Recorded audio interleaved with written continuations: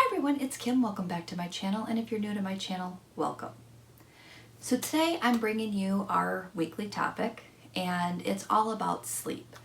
So of course I've got my notes here, so we're going to jump right into topics so that I can share with you what I shared with my class this week.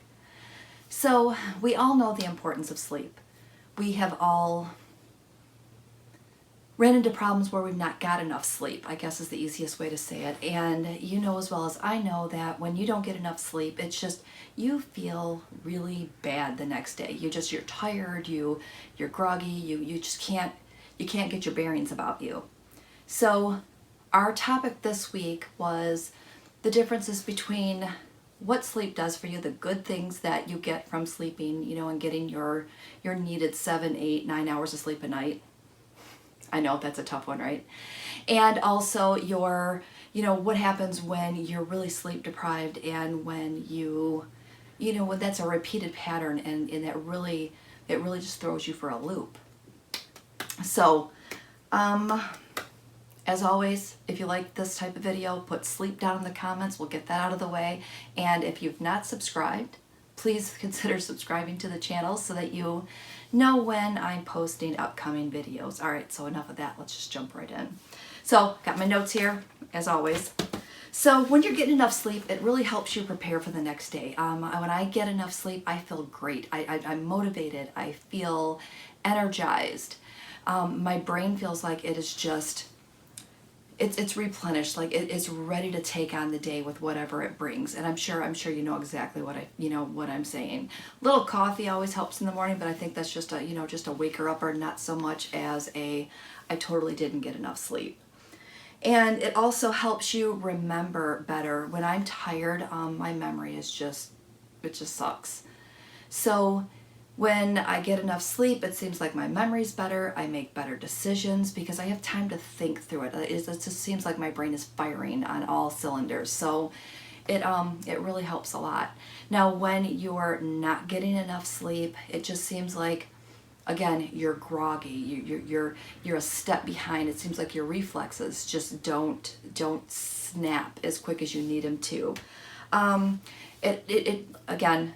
It kind of hinders the way that you think, because again, you're just tired, your brain's tired, your body's tired. It just does something to your whole system. So it also affects the way that you work. When you're at work, you need to be on point, ready to go, ready to make decisions, and when you're tired, that doesn't happen as often. And it also, it really hinders the way that you get along with others. When you're tired, I don't know about you, but I'm tired and I get grumpy.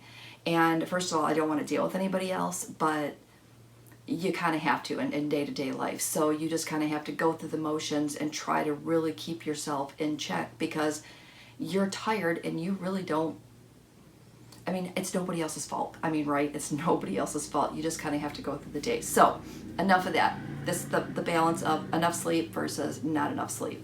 So what can we do to help that? So I got a couple more tips for you. So the first thing you can do is, if you're not getting enough sleep, try to go to bed at the same time every night. And in my class a couple of months ago, we talked about this. Now, my biggest problem is I try to fit so much into a day. What happens is I'm rush, and next thing I know, it's 11 o'clock at night, and I'm like, oh, I still have 3 more things to do before I can even get to bed. So what I've tried to do to combat that is I tried to set a reminder that pops up on my phone that says, time for bed, and that's my signal that I have 1 hour left to finish what I need to do. Now, in what I should be doing, I guess that's the easiest way to say, what I should be doing is I should start to wind down. I should turn off my electronics. I should, try to get my body start to relax a little bit, so that I can start powering down and getting ready to go to sleep.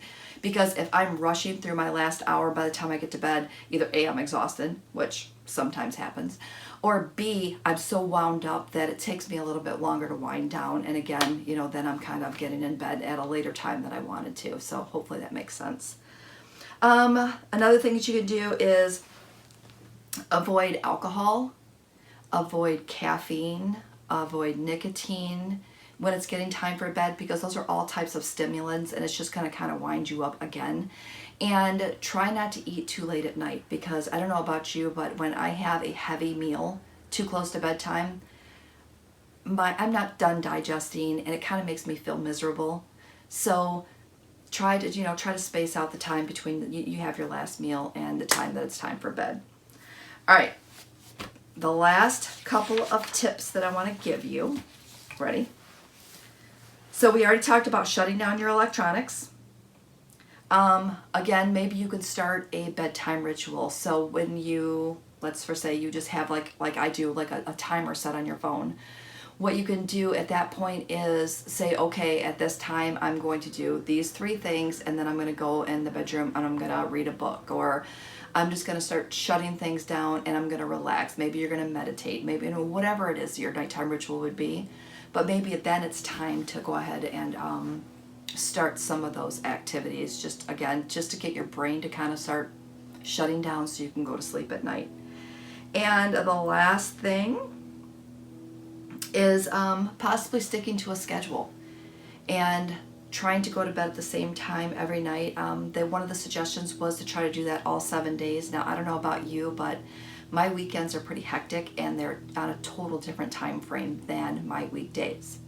So what I do is I try to get to bed not so late, but I try to accommodate that, and I try to sleep in a little bit on the weekends just to kind of make sure that I'm in, if I'm going to bed late, I sleep in a little bit later. So hopefully that helps you, give you some ideas on what you can do to try to get some more sleep in. And also, one last tip, you can drink a cup of hot tea, decaffeinated of course, or herbal tea, and take a hot bath. That always makes you super tired. So with that said, I'm going to sign off from here. Hope that you enjoyed this week's topic, and we'll see you next week.